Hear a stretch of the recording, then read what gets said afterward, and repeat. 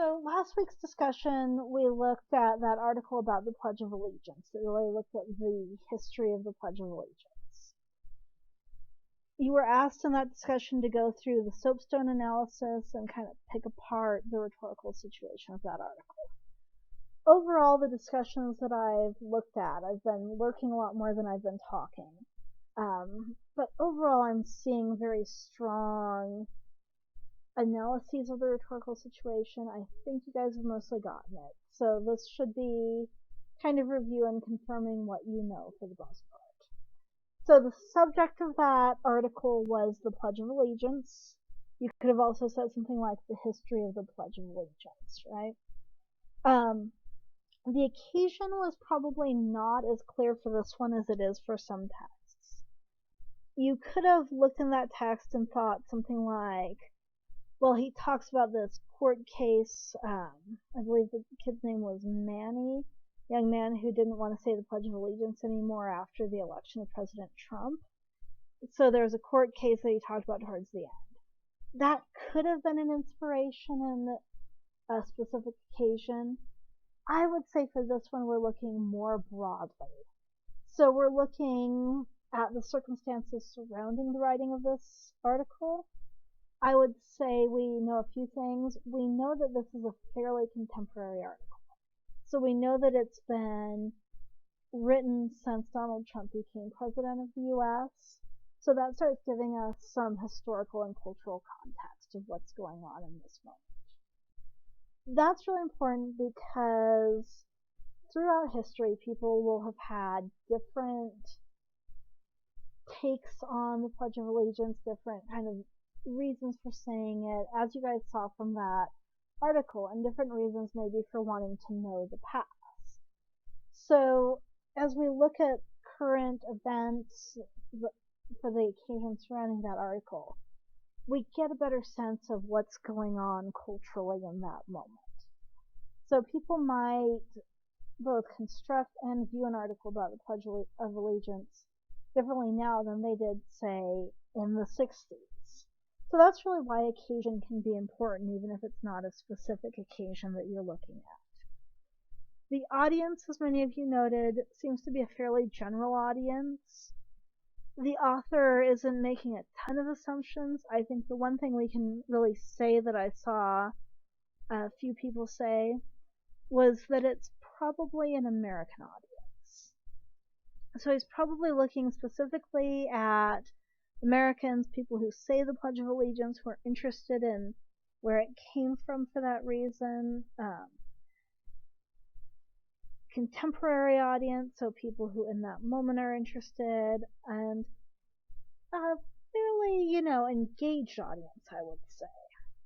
So he's not looking at an audience who share a specific belief with him or an audience who he wants to persuade of a belief. He's not looking at specialists, so definitely a very general audience.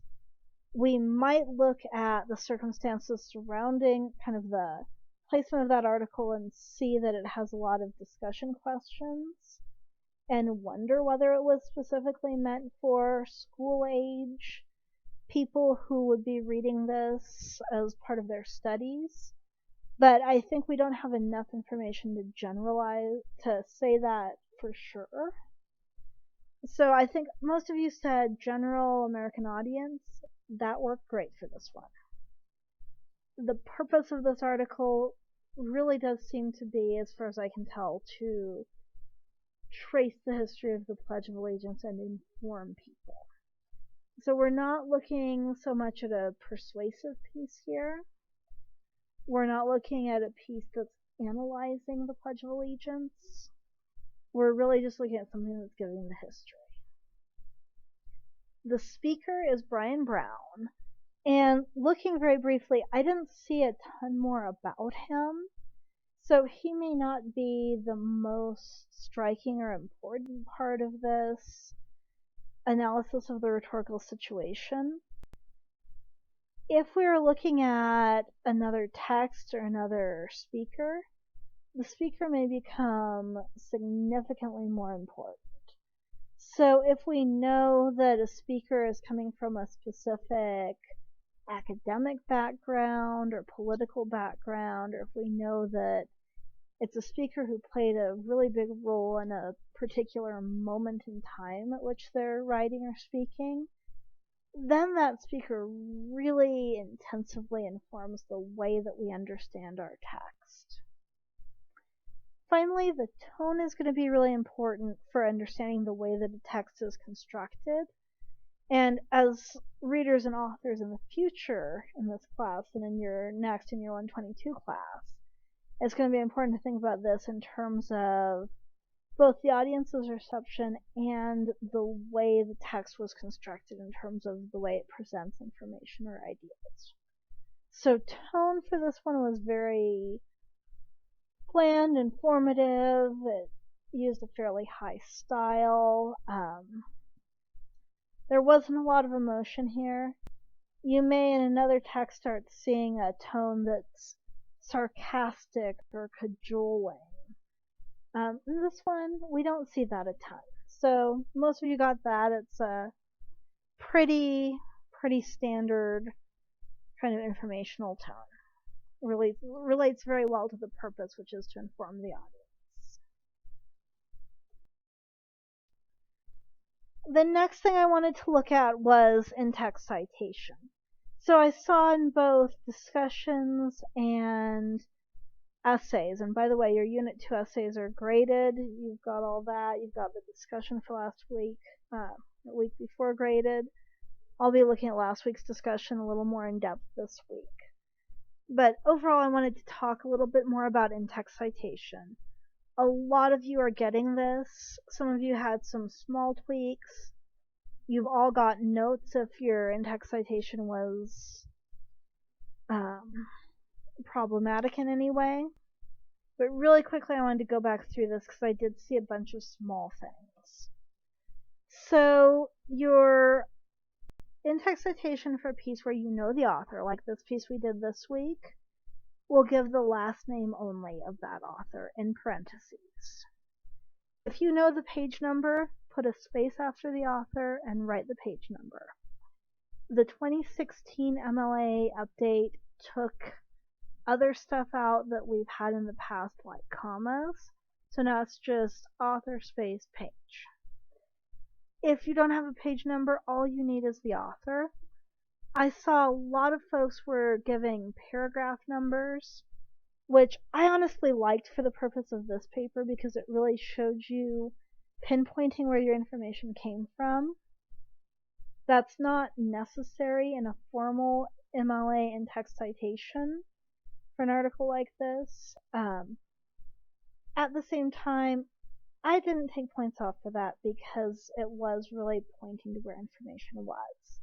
So know that all you need is the author if you've got the author, but it wasn't a big deal if you did the paragraphs.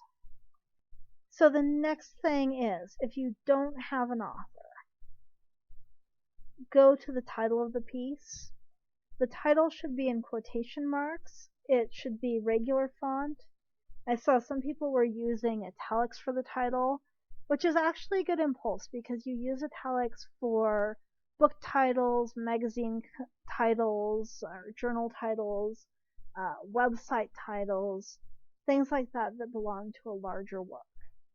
For an individual piece, an individual article, poem, short story, something like that, all you need is the quotation marks. So you'll use that. You don't need to worry about author if you don't have it. Just move to the next part. I saw some people putting full citations in after their works. That full citation is still needed, and it needs to be done at the end of your writing. So unless your assignment specifically says not to include that citation, which I think this last week's discussion board told you you didn't need to bother with the full citation, but unless you're told specifically not to bother with that, do a little citation at the end and then use your in-text just to point to that citation. Okay, those are the two major things I wanted to review from last week. and I'll see you guys on the discussion boards.